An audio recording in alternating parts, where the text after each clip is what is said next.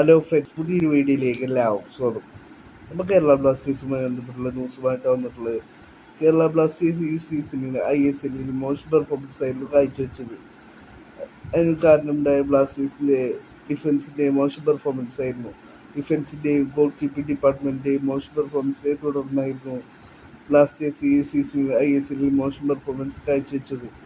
ഇപ്പോൾ ഇതാ ബ്ലാസ്റ്റേഴ്സിൻ്റെ പുതിയ കോച്ചായ ഡേവിഡ് കാറ്റാലയോട് ബ്ലാസ്റ്റേഴ്സിൻ്റെ ഡിഫൻസിനെ കുറിച്ച് ചോദിച്ചിരിക്കുകയാണ്.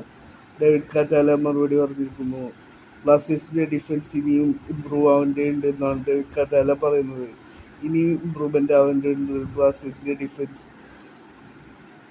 ഒരു ടീം ഡിഫൻസീവ്ലി സ്ട്രോങ് ആയാലാണ് ടോപ്പ് ഓഫ് ദി ടേബിൾ നിൽക്കാനായി സാധിക്കുള്ളൂ.